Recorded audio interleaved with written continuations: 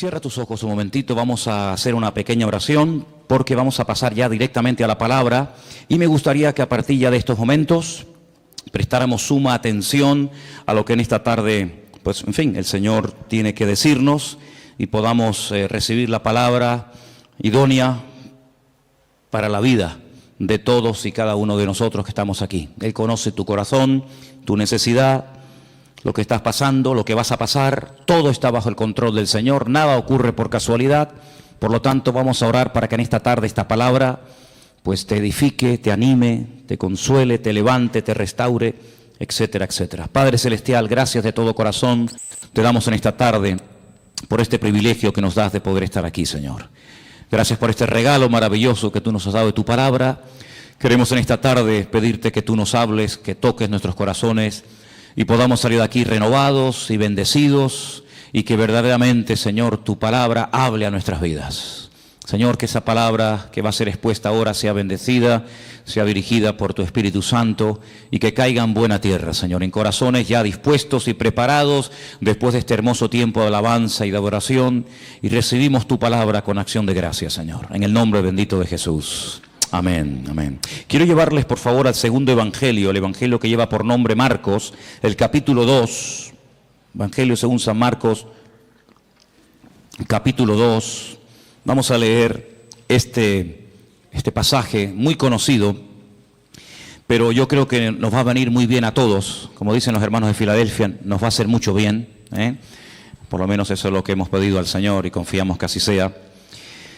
En Marcos capítulo 2, a partir del versículo 1 en adelante,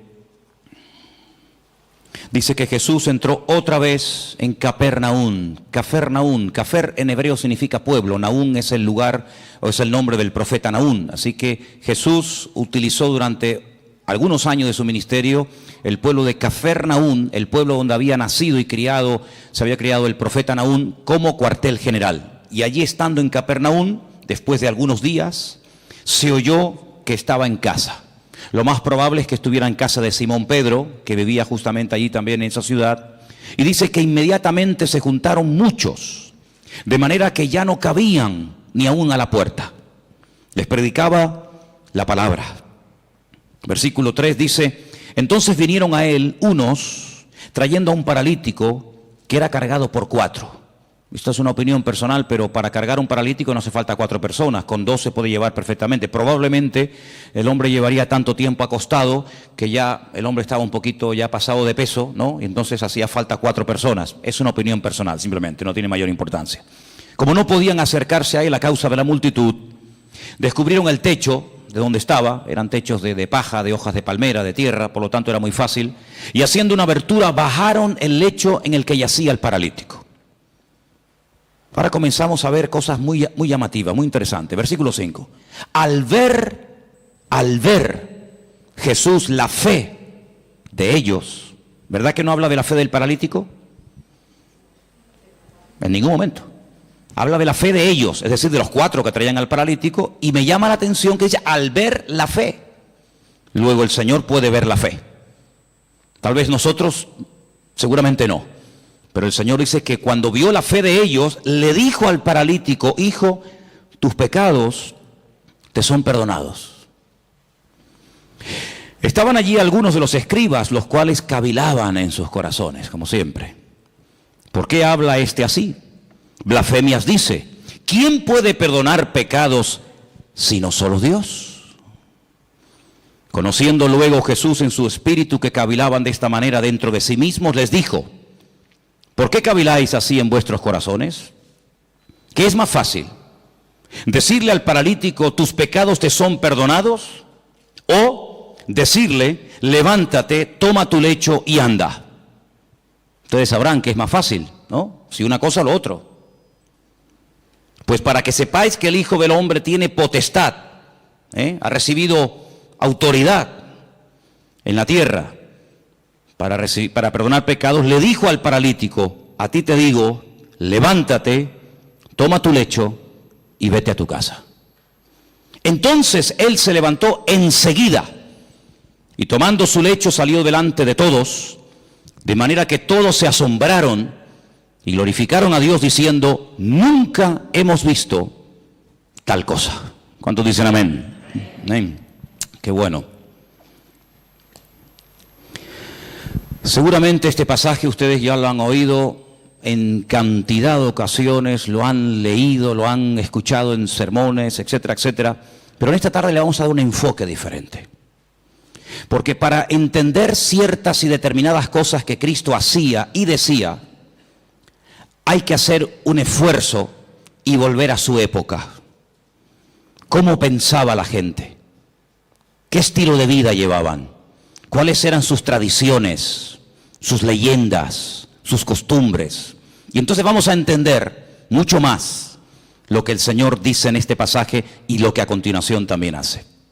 Primeramente vemos a 4 personas que no se desaniman ante los obstáculos, personas con una iniciativa tremenda, la fe que les motiva es imparable, y cuando llegan a la casa donde está el Señor predicando, al ver que no pueden entrar, no se derrumban, no se vienen abajo, no dicen, bueno, venimos otro día, hoy hay demasiada gente, es imposible llegar hasta donde está el Maestro, mañana volvemos, sino todo lo contrario.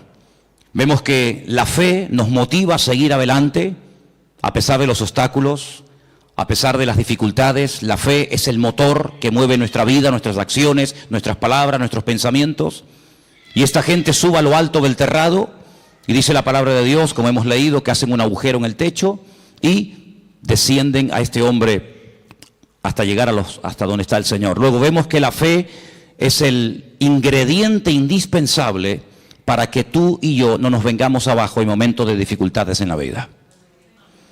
La fe es el elemento indispensable y más que nunca en estos tiempos para que nuestra vida siga adelante y no se frene ante los obstáculos que van a aparecer sí o sí.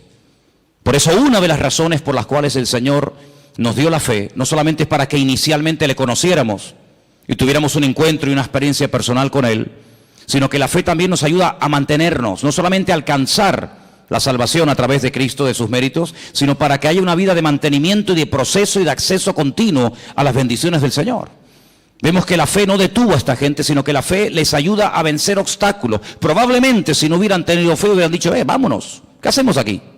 Nunca nos va a atender, siempre está ocupado, siempre está rodeado de gente, incluso puede ser que hasta más necesitadas que nosotros. Sin embargo, la fe es algo maravilloso porque nos ayuda a vencer el desánimo, la indiferencia, la apatía, el bueno, otro día vengo.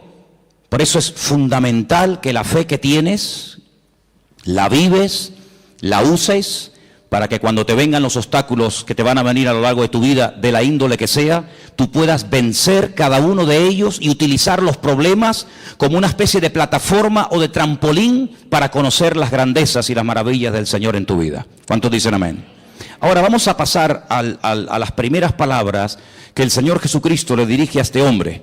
Pero antes de entrar en ellas, yo quiero recordarles que aquí el jueves yo hablé acerca de un pasaje que se encuentra en el Evangelio según San Lucas, creo recordar que era el capítulo 13, donde veíamos a una mujer, no podemos decir cristiana porque no sería el término correcto, pero el término que aparece ahí es hija de Abraham, es decir, era una creyente, ¿sí?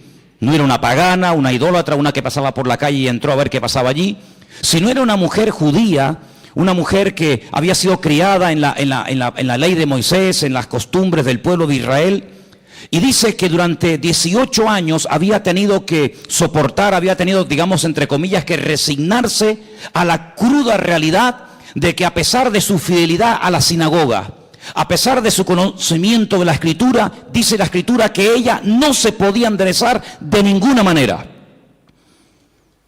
El principal de la sinagoga aparentemente ni le prestaba atención. La religión de la época aparentemente no le había servido de nada. Ella oía y asistía a la sinagoga, pero entraba y salía durante 18 años y siempre estaba igual, y yo me atrevería a decir que hasta en algunos casos hasta peor. Sin embargo, dice la Biblia que ese día el Señor la vio. Y cuando la vio, la sacó de aquellas cortinas, de aquellas celosías, ¿verdad? Donde ya explicamos que se ponían las mujeres en aquella época y se siguen poniendo hasta el día de hoy. Y entonces dice algo increíble. Le dice, mujer, eres libre de tu enfermedad. Porque dice que tenía espíritu de Y quiero aclarar, y ya lo aclaramos el jueves, que no tenía un demonio, no tenía un espíritu viviendo dentro de ella, sino que tenía una inclinación, tenía espíritu de enfermedad.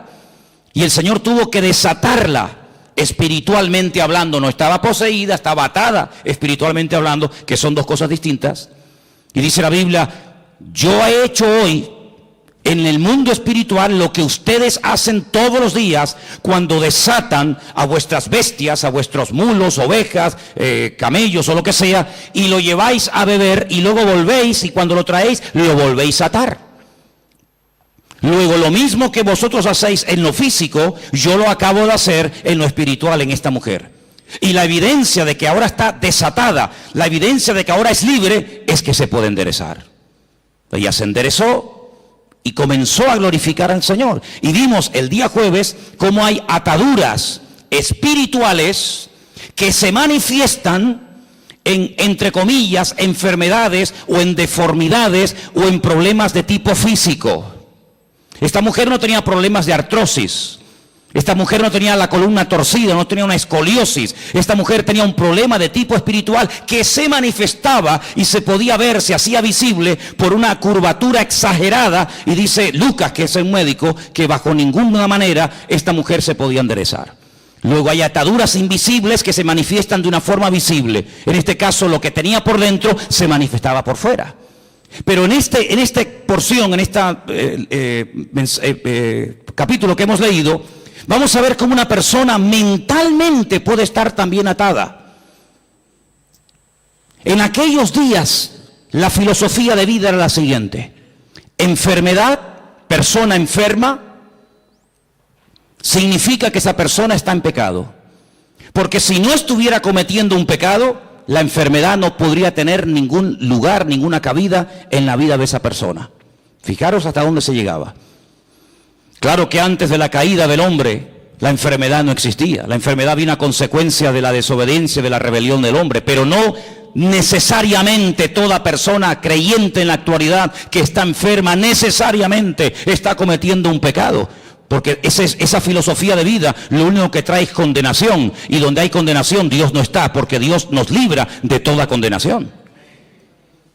Por lo tanto, en aquellos tiempos, cuando una persona estaba sana, casi rayaba el orgullo, porque decía, estoy sano, porque soy justo, porque diezmo, porque oro, porque ayuno, porque soy buena persona, pero no tanto porque Dios tiene misericordia de mi vida y me da salud, sino porque yo por mis méritos casi he llegado a merecerme la salud que tengo. Por el contrario, cuando una persona estaba enferma, automáticamente se le señalaba con el dedo y se decía, ¿ves? Este hombre tiene que estar cometiendo un pecado terrible en su vida y Dios está enfadado con él, y la forma de manifestar que está enfadado es mandándole una enfermedad. Ahora podéis entender el pasaje de Juan capítulo 9, lo habéis leído, ¿verdad? Donde dice la Biblia que los discípulos pasan por un camino y se encuentran a un hombre que es ciego. Y la pregunta que le hacen los discípulos al Señor, ¿cuál es? Señor, ¿quién pecó? ¿Este o sus padres para que este hombre haya nacido ciego? ¿Os dais cuenta cómo ellos toda enfermedad que la persona estuviera pasando en ese momento la relacionaban directamente, causa y efecto, con un pecado que la persona estaba cometiendo? Los rabinos decían en aquella época que hasta que todos los pecados de la persona no fueran perdonados, nunca podría ser libre de cualquier enfermedad que tuviera. Ahora, con esta información, volvamos al pasaje. El hombre lo descuelgan por el techo y cuando lo presentan delante del Señor, el Señor en ese momento, aunque lo pueda hacer y ahora lo veremos, en ese momento no dice, hijo, a ti te digo, yo tus pecados. Eso no está diciendo el Señor. Eso es lo que muchas veces se ha dicho. Eso es lo que muchas veces se ha predicado, que en ese momento el Señor Jesucristo le está perdonando los pecados al hombre. Pero es que eso no dice la Escritura. Lo que la Escritura dice es lo siguiente: al ver Jesús la fe de ellos, versículo 5, le dijo al paralítico, hijo, que tus pecados ya han sido perdonados. No es que yo en este momento te los perdono, ¿me entendéis? Hijo, que estás siendo esclavo de una mala información, de una mala enseñanza que te han dado, y yo te digo que tus pecados ya han sido perdonados. Claro, automáticamente los que estaban allí Parece que había venido como una especie de un comando, ¿no?, del Sanedrín de Jerusalén para pillar al Señor siempre en el más mínimo fallo. Automáticamente comienzan a cavilar y tenían razón. Solamente Dios puede perdonar pecados, nadie puede perdonar los pecados. Pero si os dais cuenta, Jesús no está diciendo en ese momento, a ti yo te perdono los pecados, sino que le transmite la información del Padre, diciéndole, hijo, que tus pecados ya han sido perdonados. Por lo tanto, esta enfermedad no es consecuencia directa de un pecado que no ha sido perdonado en tu vida. Fijaros hasta qué punto esto estaba interiorizado, enraizado en la cultura de la época, que si ustedes vienen conmigo un momentito al Antiguo Testamento, a 2 de Samuel capítulo 12, ahora vamos a volver aquí, pero en 2 de Samuel capítulo 12, cuando el profeta Natán llega al palacio del rey David a decirle, a amonestarle acerca del pecado que ha estado cometiendo, si ustedes leen todo el capítulo 12, no nos da tiempo de leerlo ahora, pero leerlo por favor al llegar a casa, 2 de Samuel capítulo 12, en el versículo 13, cuando el profeta Natán le amonesta al rey David, él dice en el versículo 13, entonces David le dice al profeta Natán, he pecado contra el Señor, he pecado contra Dios. Pero Natán le dijo, pero también el Señor ha redimido tu pecado. ¿Y qué añade? No morirás. Es decir, la consecuencia de que Dios te ha perdonado es que no has muerto. Porque si hubieras muerto, es la evidencia de que Dios no te perdonó. Fijaros la profundidad de esto, hermanos. Dios te ha perdonado. Sí, ya, porque tú lo digas. No. ¿Sabes por qué te ha perdonado? ¿Sabes por qué puedes estar plenamente convencido 100% de que Dios te ha perdonado a pesar de la que has liado? ¿Cuál? Que no morirás. Ay, amigo. Ahora cuando vamos al Nuevo Testamento y nos encontramos con esta historia que estamos analizando en esta tarde, nos encontramos que el Señor Jesucristo le dice a este pobre hombre, a este pobre paralítico, tus pecados han sido perdonados. Por lo tanto, no tienes que estar atado mentalmente. Aquella estaba atada espiritualmente. Este tiene ataduras mentales porque cree que su enfermedad es una consecuencia de un pecado que está cometiendo. Por lo tanto, el hombre ni siquiera se atreve a dirigirle ni una sola palabra al Señor. No le pide nada, ni clemencia, ni misericordia, ni nada. Porque la evidencia, según su mente, de que el Señor está enfadado conmigo, es que me tiene aquí postrado en esta cama, nada más lejos de la realidad. Mira, aquí tenemos un versículo que lo hemos citado millones de veces. Y el versículo es muy fácil muy fácil de entender. Conoceréis la verdad y la verdad os hará libres. Dele la vuelta al texto.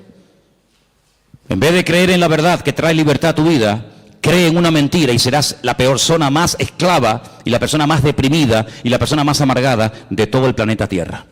Porque así como la verdad liberta, la mentira esclaviza y ata. Este hombre estaba atado mentalmente. Claro, ¿qué rabino le iba a decir en su época? Tus pecados han sido perdonados. Pero si han sido perdonados, ¿por qué sigo enfermo? Bueno, ¿cuál es la evidencia? ¿Cuál es la evidencia? Porque claro, decirle, oye, que Dios es un Dios de perdón, es un Dios de misericordia, que tus pecados han sido perdonados, eso no cuesta nada. Por eso el Señor lanza la pregunta. Aquí hay un mensaje en dos direcciones. Primero hacia el paralítico y también hacia los escribas y fariseos que están allí cuestionando la credibilidad de dichas palabras. ¿Cómo se atreve este hombre a perdonar pecados? Es que no está perdonando pecados, está dando la información. Está trayendo consuelo y aliento y esperanza a un corazón que está creyendo en una mentira. Ahora eso hay que demostrarlo. Muy bien. Pues entonces ahora viene el momento de la verdad. Ahora lo que tienes que hacer es levantarte, toma tu lecho y sal de aquí caminando y será la evidencia visible, el botón de muestra que demostrará que efectivamente tus pecados son perdonados. El hombre toma su lecho, se levanta, se va y el texto termina diciendo que glorificaron a Dios, se quedaron asombrados y dicen nunca. Claro, nunca hemos visto tal cosa, porque nunca le habían enseñado eso. Tú tienes que comenzar a orar, a pedir y a declarar por fe en el nombre del Señor lo que a ti te gustaría ver en tu vida. El gran problema es que muchas veces nuestras palabras, hermanos, son un obstáculo para que la gloria del Señor y el poder de Dios se manifieste en nuestra vida. ¿Quieres ver bendición? Habla bendición. Siembra tomates si quieres cosechar tomates. ¿Quieres cosechar patatas? Pues no siembres tomates, tienes que cosechar patatas. Y en el sentido espiritual pasa exactamente lo mismo. ¿Quieres ver bendición en tu vida? Levántate por la mañana, el Señor es mi luz y mi salvación. ¿De quién temeré? Aunque un ejército acampe contra mí, no temerá mi corazón. El Señor está conmigo, Él es mi poderoso gigante, Él es mi pastor, Él me va a abrir puertas, Él me va a sanar, Él me va a bendecir. Y estamos sembrando fe, y el que siembra fe, recoge fe. ¿Cuántos dicen amén? Por lo tanto, amados hermanos, tengamos mucho cuidado, no solamente con nuestras palabras, sino con nuestras actitudes y también, como no, con nuestros pensamientos. Porque mucha gente en aquellos tiempos era personas atadas, mental, física y espiritualmente, porque habían creído en las mentiras que muchas veces los hombres habían enseñado y se habían arraigado de tal manera en la forma de vida, en la cultura de la época, que la gente era esclava, no porque Dios estaba enfadado con ellos, sino porque ellos mismos se habían atado al creer en mentiras. ¿Habéis prestado atención a la lectura de esta tarde? ¿Sí o no? Jesús se va a otra población, a Nazaret. Coge el pergamino, el rollo del profeta Isaías. ¿Y qué dice? Yo he venido, ¿para qué? Para darle vista a los ciegos. Yo he venido a sanar y a curar a los quebrantados de corazón, a traer libertad a los oprimidos. En otras palabras, a traer esperanza, que ya bastante condenación y bastante amargura tenéis encima. Sin embargo, el Señor vino a darnos libertad de todas nuestras miserias, de todas nuestras pobrezas y de todos nuestros pecados. No es que el Señor anule la ley del Antiguo Testamento, pero el Señor viene a ofrecer la imagen de la misericordia del Señor, que nadie la estaba dando en aquellos tiempos. ¿Os acordáis cuando el Señor le habla tremendamente duro a los escribas y fariseos en Mateo capítulo 23?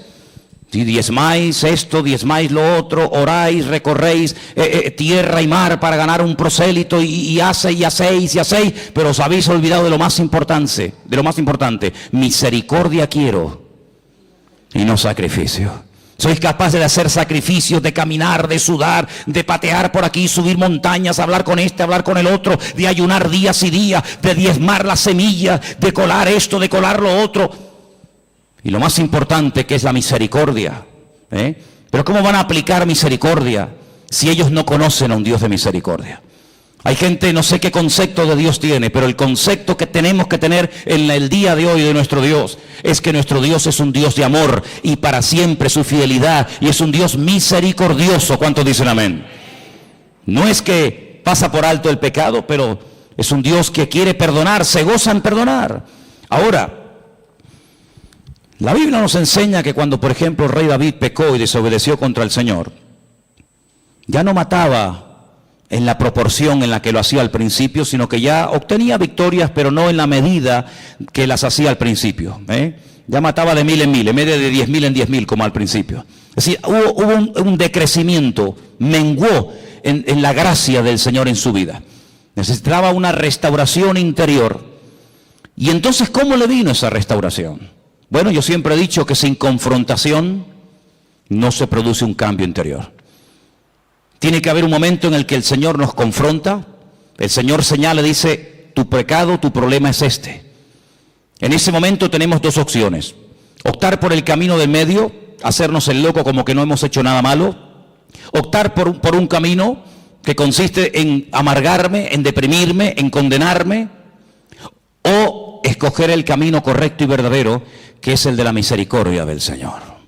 Y yo quiero decirles en esta tarde que por muy bajo que podamos caer en la vida, después de conocer al Señor, por muy lejos que nos hayamos podido separar de su presencia, de sus caminos, el Señor no ha cambiado ni menguado su amor y su misericordia, sino que Él nos sigue llamando y nos sigue amando igual o más que el primer día.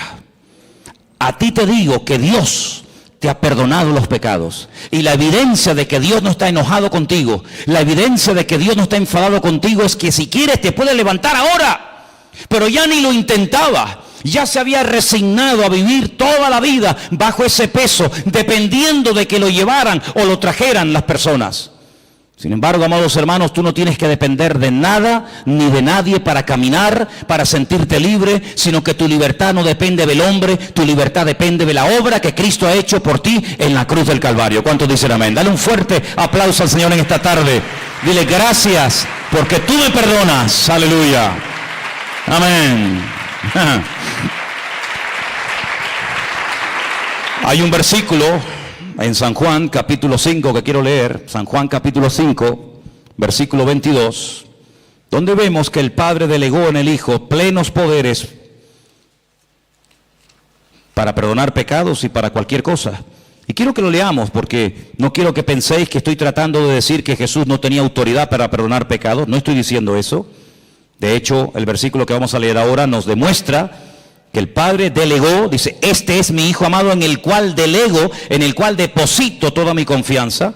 Juan capítulo 5, verso 22 dice, porque el Padre a nadie juzga. Pero sigue diciendo el versículo, sino que todo el juicio, ¿qué dice? Se lo dio al Hijo. Es decir, que a través del Hijo, Dios imparte justicia y a través del Hijo, Dios imparte misericordia. ¿Os acordáis cuando el Señor estaba un día y de repente lo rodearon un montón de religiosos que estaban dispuestos a apedrear, a lapidar públicamente a una mujer que dice que había sido sorprendida en el mismo acto? Que es curioso, porque si la habían sorprendido en el mismo acto, ¿dónde estaba el otro? Curioso que nada más traen a uno. Y le dijeron, nuestra ley, como dándole lecciones de moral al Señor, como enseñándole cosas que él ignoraba, nuestra ley dice que tenemos que tomar medidas radicales ante este tipo de pecados, y nuestra ley dice que hay que matar a pedradas a semejantes personas. Y el Señor dice, muy bien, perfecto, yo conozco esa ley, si la di yo, si yo la di. El problema es que para poder ejecutar esa ley, uno tiene que estar limpio y libre de pecado. Ahora, si tú crees que estás libre de pecado para poder matar a pedradas a una persona, pues coge la piedra y tírala. No sabemos lo que el Señor escribió en tierra. Algún día lo sabremos, ¿no? ¿No te parece? Por lo menos yo se lo pienso preguntar. La cuestión está en que dice la Biblia que desde el más grande hasta el más pequeño todos salieron corriendo y ninguno se quedó. Perdón, sí se quedó uno. Se quedó el único que podía tirar una piedra y una y 20 contra ella, ¿sí o no? Porque él nunca había pecado, luego era el único que podía decir, bueno, nadie te va a apedrear, pero yo sí, porque yo no he pecado, yo soy justo, yo soy limpio y sin mancha. Sin embargo, ¿qué le dice? Yo tampoco te condeno. Vete y no peques más. Es impresionante, ¿verdad? Ese es nuestro Dios. Hablar yo del perdón de Dios en esta tarde, no digo que sea perder el tiempo, pero es algo que tenemos todos tan claro, ¿sí o no? Gloria a Dios por el perdón de Dios. Gloria al Señor que vemos que perdona al ladrón en la cruz sin haber hecho ningún mérito para ser perdonado. Gloria a Dios que perdona a la mujer adúltera que según la ley de la Torá de Moisés merecía la muerte. Gloria a Dios que perdonó a Pedro a pesar de que le traicionó o le negó.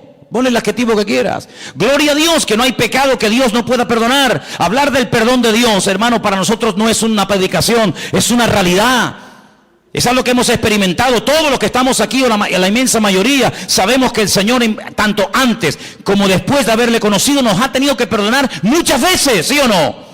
Porque claro, siempre cuando hablamos de perdón y de misericordia, parece que tenemos que volver a nuestra vida anterior a conocerla al Señor. No, yo no hablo de esa, yo hablo después de haberle conocido. O es que después de haberle conocido no hemos roto nada. Es que después de haberle conocido no hemos caído, tropezado y pecado. ¿Hay alguno aquí así? Porque antes pecábamos por ignorancia, pero ya después de conocerla a Él, pecamos sabiendo que a nuestro Dios le ofendía el pecado y lo hemos hecho igualmente. Y el Señor nos ha perdonado. Y la evidencia de que nos ha perdonado es que estamos vivos. Pero yo no quiero hablar del perdón de Dios, porque ya lo sabéis. Yo quiero hablar acerca de si ahora nosotros vamos a perdonar nuestras ofensas a aquellos que nos han hecho daño. Hay muchas formas de matar a una persona. Dicen que En algunas tribus se ha practicado y se practica en la actualidad algo que se llama el ostracismo. El ostracismo consiste en no dirigirle la palabra a una persona. En una tribu, cuando alguien cometía un delito, un pecado, un error contra la tribu, pues lo dejaban vivir en la tribu, pero nadie podía hablarle, nadie podía saludarlo, no había ningún contacto físico, ni palabras, ni conversaciones, ni buenos días, ni buenas tardes, ni nada, ni por ahí te pudras. Cuenta la historia, hay muchos casos en la historia de personas que morían de pena, de tristeza. Incluso cuentan algunos casos en algunas tribus que la gente iba y se despeñaba, se lanzaba, optaba por el suicidio, porque era tan grande la carga continua y permanente, y encima te lo recordaban cada 10 minutos o cada 5 minutos que la gente optaba por quitarse la vida. Cuando vamos al Nuevo Testamento encontramos la famosa oración modelo del Padre Nuestro, que en cierta medida, si conocéis lo que era el año de jubileo, está basado en eso. Cada 7 años y luego cada 50 años se tenían que perdonar las deudas. Conocéis, ¿verdad? Algunos dicen, algunos historiadores, algunos expertos en escritura, dicen que el Señor Jesucristo, cuando leyó la escritura en Nazaret, que se leyó esta tarde aquí, estaban celebrando el año de jubileo, pero ya nadie ponía en práctica lo de dar libertad a los cautivos, que era dar libertad a los esclavos, perdonar las deudas, devolver las tierras a sus dueños originales. Pero ¿qué dice el Padre Nuestro? Perdónanos como nosotros también perdonamos a nuestros deudores. Es decir, lo mismo que hemos recibido es lo mismo que tenemos que devolver. El Señor da una parábola diciendo, había un hombre que le debía una fortuna a otro hombre que jamás le había podido pagar, ni le iba a pagar en el futuro. Y todo fue perdonado en un instante porque él pidió misericordia, él pidió clemencia y le perdonaron todo. Y este mismo hombre, con ese perdón, con ese alivio de no deberle nada a nadie, sale a la calle y se encuentra con uno y lo agarra por el cuello y le obliga a que le pague una deuda insignificante. Y el Señor, que le perdonó la gran deuda, le dice, ¿cómo es posible que hayas sido tan mezquino? ¿Cómo es posible que seas tan duro cuando tú me debías mucho más a mí y yo te perdoné todo? ¿No debías tú salir y hacer exactamente lo mismo? Es decir, hermano, aquí recibimos misericordia, ¿pero para qué? ¿Para sentirnos bien y dormir tranquilos y seguir la vida? No, no solamente para eso, sino que recibimos misericordia para que podamos dar y hacer misericordia al que nos ha ofendido. Porque ¿qué es misericordia? Hablando de todo un poco. ¿Qué es misericordia? Habrá que definir el término para saber de qué estamos hablando. Misericordia, así claramente, es tratar a una persona mejor de lo que se merece. Ni más ni menos. La Biblia dice, si saludáis a los que os saludan, ¿qué recompensa tendréis? Si amáis a los que os aman, ahí no hay nada, digamos, de extraordinario. El Señor viene en el Nuevo Testamento con el nuevo pacto, con la irrupción de su persona en el reino, con el reino de Dios. ¿Qué nos enseña? A ir más allá de la letra, a ir más allá de la obligación moral de decir, bueno, he hecho esto, punto. No, a ir hasta la segunda milla. Señor, ¿y cuántas veces perdona? A ver, porque habrá un límite en todo esto, ¿no? O tengo que estar siempre perdonando, como si yo fuera un tonto. Y el Señor, ¿qué le dijo? Como diciendo, un número infinitamente de veces. Imaginemos por un instante que Dios a nosotros nos va a perdonar un número determinado de veces. 30 veces, 40, 50, pon el número que quieras. Al llegar a ese número, toda ofensa, todo pecado, toda caída, todo tropiezo, todo mal pensamiento, toda mala palabra, toda mala acción no puede quedar perdonado porque ya ha llegado el cupo, ya has completado el cupo. ¿Se imaginan lo terrible que tendría que ser vivir la vida cristiana con esa presión, con esa amargura como este hombre? Qué alivio tan grande cuando el Señor le dijo a este hombre que tus pecados ya han sido perdonados, que no tienes que estar bajo esa condenación, que Dios perdona. Y además tengo una noticia buenísima para todos nosotros, que el único que en esta vida perdona y además olvida es nuestro Dios. ¡Wow! Perdona y olvida. Nosotros no podemos olvidar, pero sí podemos hacer de la herida un punto fuerte y aprender que en la herida, cuando el soldado cae y es restablecido, el soldado se levanta con mayor fuerza porque ha visto en su vida la mano y el perdón de Dios. ¿Y saben quién es la persona que más ama? Según la Biblia, la persona que más perdona. Dice, al que mucho ama, mucho se le perdona. Al que poco ama, poco perdonado eres. Es decir, que la esencia de Dios es un Dios de perdón. Me preguntaba yo en estos días, en esas conversaciones que tengo yo conmigo mismo cuando voy por la casa, y os he dicho en estos días que si me veis hablando solo, no es que esté loco, sino que yo hablo mucho solo. Y yo me preguntaba, decía, ¿cuándo le pidió Adán perdón al Señor? ¿Sabéis? Cuando Adán, cuando peca, dice, ¡ah! Hemos pecado. Eva, ¿qué hemos hecho? La hemos liado. Hemos desobedecido al Señor, le hemos fallado, hemos pecado. ¿Cuándo le pidió Adán y Eva perdón al Señor? Que yo sepa, en mi Biblia no veo nunca que Adán y Eva le pidieron perdón al Señor. Pero antes de que Adán fuera consciente de la que había liado, antes de que fuera expulsado, antes de que comenzara a sufrir en lo físico, en lo espiritual, en lo familiar, etcétera, etcétera, las consecuencias de su pecado, ya el Señor fue por delante de él y lo vistió con pieles de animales. Luego tuvo que haber un derramamiento de sangre, porque que yo sepa, para arrancarle la piel a un animal habrá que matarlo, no lo va a hacer en vida, ¿no? Tuvo que haber un derramamiento de sangre, y cada vez que Adán y Eva veían esas túnicas que le habían hecho el Señor a su medida, no le quedaban pequeñas, ni grandes, ni apretadas, sino eran túnicas hechas a su medida. Cada vez que veían esas prendas, sabían que la habían liado, pero Dios los había cubierto con su justicia y con su misericordia.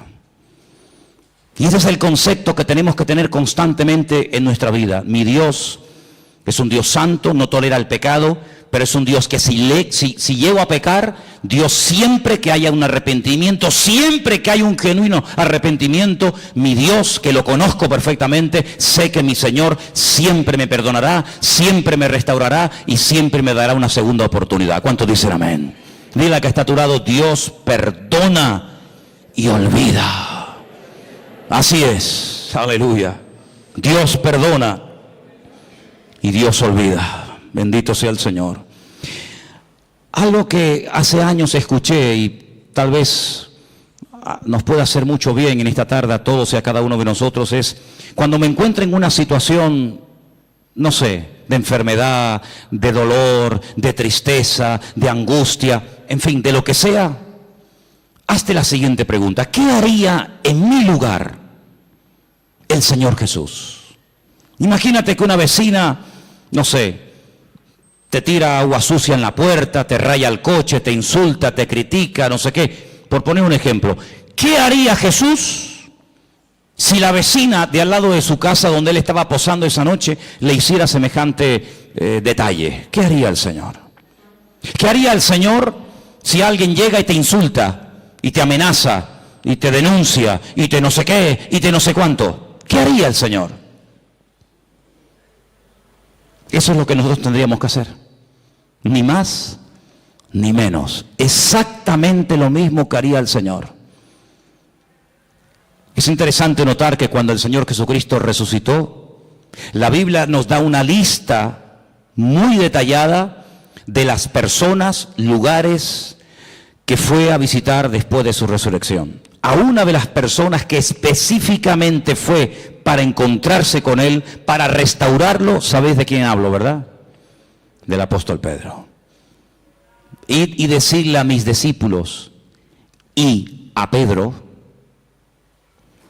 Y el Señor Jesucristo se va desde Jerusalén, lugar donde había sido muerto, crucificado y resucitado, recorre prácticamente todo el país y se va justo al mar de Galilea, donde allí estaba Pedro, volviendo otra vez a las andadas, volviendo otra vez a la pesca, contagiando con su desánimo y con su decisión a otros discípulos para volver a la pesca, cuando tenían que tener clarísimo que ya por ahí no iban los tiros, pero allí se va el Señor. Y el Señor se entrevista con Pedro, y el Señor restaura a Pedro, y el Señor le vuelve a decir algo tremendo, que a lo mejor tú y yo nunca le diríamos a nadie: pues apacienta mis corderos. Y alguien podía objetar y decir: pero Señor, pero si cuando te vio hacer milagros, cuando te vio caminar por encima de las aguas, cuando te vio multiplicar panes y peces, la lió y dijo que no te conocía, ahora que te vas, le vas a delegar a él la responsabilidad, y como a uno de nosotros, de atender ovejas, de atender gente nueva, de pastorear iglesias, de difundir el evangelio. Pero Señor, ¿no te das cuenta que de este hombre nadie se puede fiar?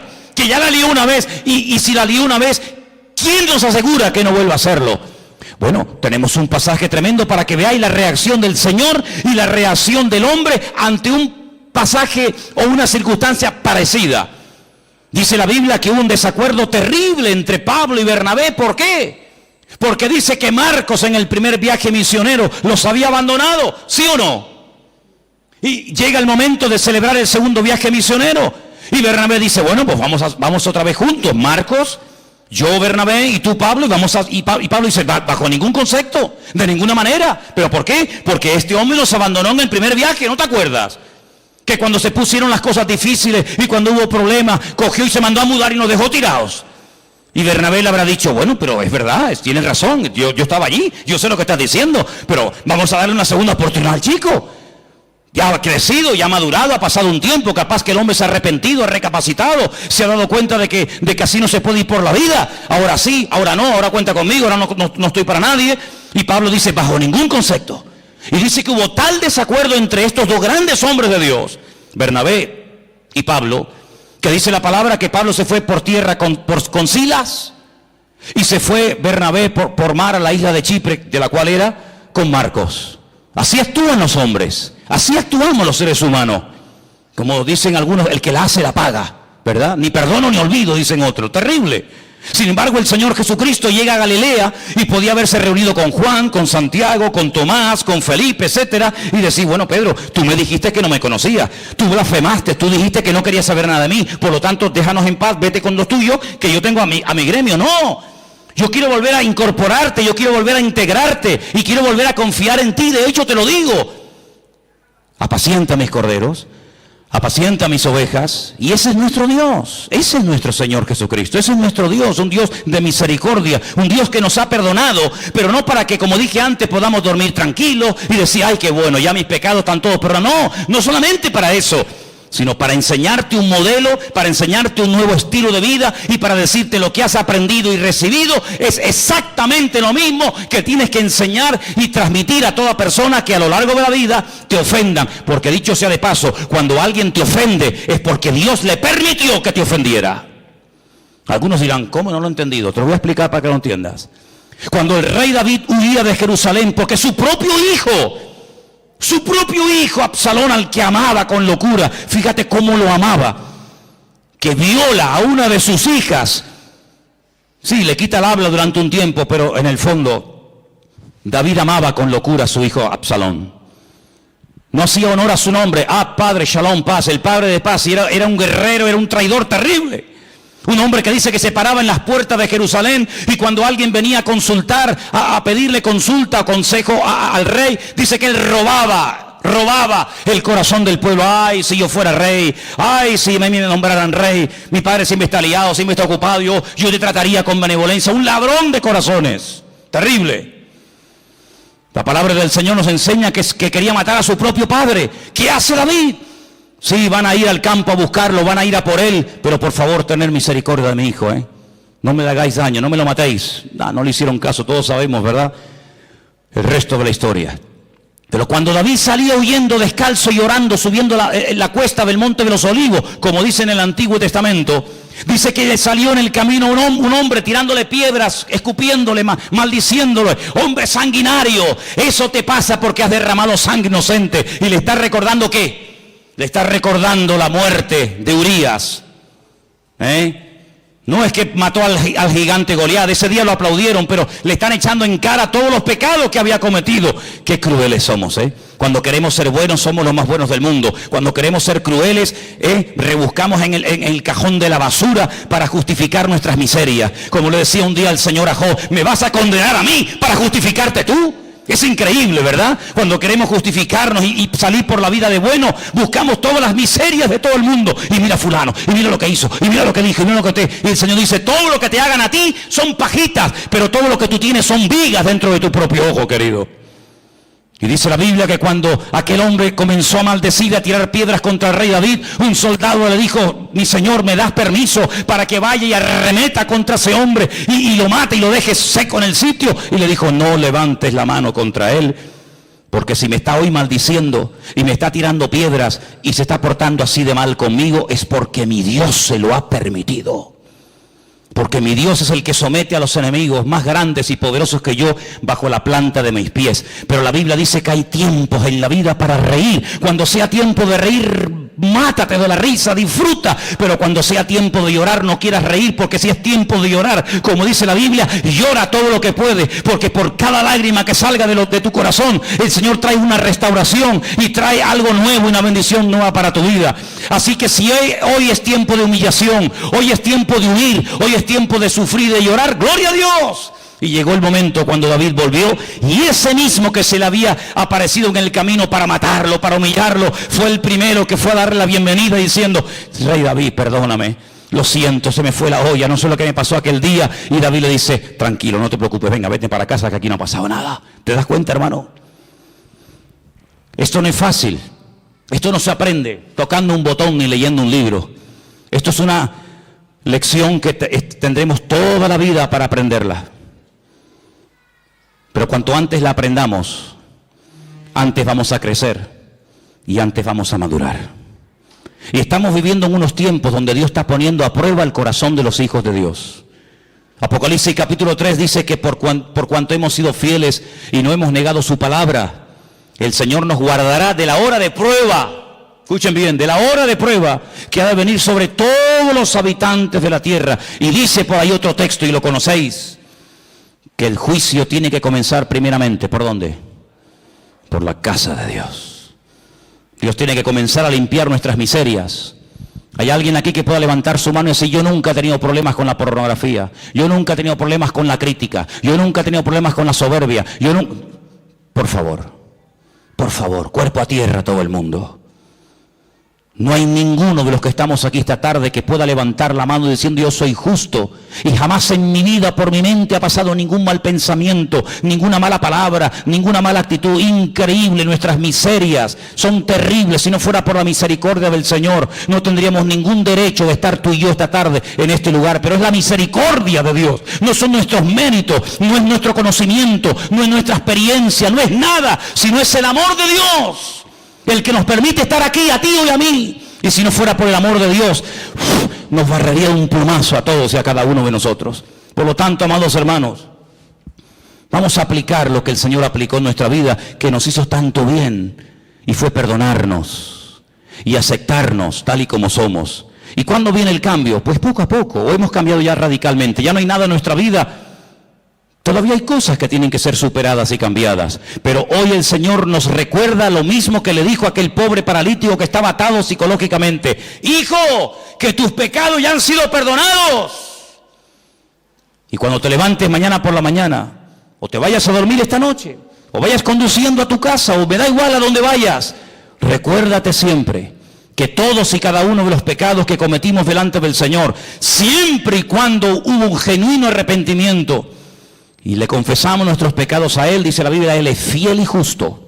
Él es fiel y justo para perdonarnos de todo pecado. Y la sangre de Jesucristo, su Hijo amado, nos limpia de todo pecado. ¿Cuántos dicen amén? Cierra tus ojos ahí donde estás. Un mensaje clarísimo, sencillo y directo. ¿Para qué? Para que entendamos que Dios no está enfadado contigo. Para que entendamos que Dios es un Dios de amor. ¿Sabes contra quién se enfadó? ¿Sabes a quién abandonó? ¿Sabes sobre qué cargó tu pecado y el mío, el Señor, el Dios Todopoderoso? Sobre su Hijo Jesucristo. Con Él se ensañó. Dios mío, ¿por qué me has desamparado? Contra Él el Padre se ensañó, lo dejó solo en la cruz. Permitió que lo escupieran, que lo coronaran con corona de espinas, que lo flagelaran vilmente, cruelmente, hasta la extenuación, que lo clavaran de pies y de manos, que se viera más solo que la una. Cuando los miles y miles de enfermos, cojos, mudos, paralíticos, ciegos, endemoniados, ninguno salió en su defensa. Cuando iban a llevar a los crucificados al madero, iba delante una persona con un pequeño cartel, una pequeña sentencia. En este caso dice la Escritura que, fíjate tú, Lo escribieron en 3 idiomas por si alguien no sabía lo que estaban allí escribiendo, para que todo el mundo sepa que la causa por la que le están matando es porque dijo que él es el rey de los judíos. En griego, para que todos los filósofos estoicos, epicúreos y sabios de la época sepan la causa de su muerte. En latín, para que todos los romanos, sin misericordia, sin clemencia, sepan que matar a un hombre porque se autoproclamó rey de los judíos es una locura, es la mayor injusticia de toda la humanidad. En hebreo, sí, para que Anás, Caifás, los escribas, los fariseos, los saduceos y todos los religiosos de Jerusalén supieran que no había sido por asesinato, por adulterio, por fornicación, por robo, sino había sido porque había declarado: yo he venido para ser rey de Israel y del mundo entero. Iban delante de él con ese epitafio, iban delante de él con ese cartelito, para ver si alguien entre el público era capaz de parar la comitiva y decir: alto, alto, un momento, no lo llevéis a la cruz. A mí me sanó el Señor. Yo soy Bartimeo. Yo lo conocí a él en Jericó, y cuando yo le pedí: Jesús, hijo de David, ten misericordia de mí, él se paró y me sanó. No lo llevéis a la cruz. Podía haber salido Lázaro, su amigo, aquel que estuvo muerto y resucitó. Yo estuve muerto, yo sé cómo sabe la muerte, yo sé cómo sabe la oscuridad de la tumba, pero oí mi voz, oí su voz: Lázaro, y salí fuera. Tampoco estaba. Podía haber salido aquella mujer con flujo de sangre, que se detuvo en el camino y al instante, al tocarlo, su flujo de sangre se secó. Podía haber aparecido el endemoniado gadareno. 2000 demonios vivieron dentro de su cuerpo y los echó a todos, y fue libre y volvió a su juicio cabal y le dijo: vete y cuéntale a los tuyos cuán grandes cosas el Señor ha hecho contigo. Tampoco estaba. Podía haber venido el paralítico de Betesda, estaba al lado. 38 años tirado en el estanque de Betesda, y vino él y en segundos me sanó. Tampoco estaba. Podía haber venido la mujer encorvada, era una sinagoga en Jerusalén. 18 años encorvada estuve y ahora puedo glorificar al Señor. Probó la soledad, la angustia, para que tú y yo no tuviéramos que probar esa sensación de la vida. Él se sintió solo para que tú siempre te sientas acompañado. Él sufrió para que tú disfrutes de la vida. Él murió para que tú vivas. Él derramó su sangre para que tú no mueras. Viviré y no moriré, dice el Salmo. Viviré y no moriré. Y en esta tarde quiero que te sientas limpio y perdonado por la sangre preciosa de Jesucristo, el Cordero de Dios. Vete y no peques más, para que no te venga una cosa peor, le dijo tal vez a una mujer. Qué tremendo, ¿verdad? Vete y no peques más. El Señor nos dice hoy a nosotros: venid a mí, los trabajados y cargados, que yo, solamente yo, os traeré descanso. El famoso Shabbat, el reposo, yo lo traeré a vuestros corazones. Cuando vengáis a mí humillados y arrepentidos, yo os levantaré, restauraré vuestra vida y cambiaré vuestro lamento en baile. Y podrás seguir caminando y recordar al mirarte esa herida cicatrizada que yo un día te perdoné y te sané, para que tú vayas y hagas lo mismo con todo aquel que te encuentres en el camino de la vida. Bendito sea el nombre del Señor. Dios es un Dios de perdón, es un Dios de misericordia. Y hoy nos dice el Señor a nosotros como cristianos, como hijos y como hijas de Él: misericordia quiero y no sacrificios.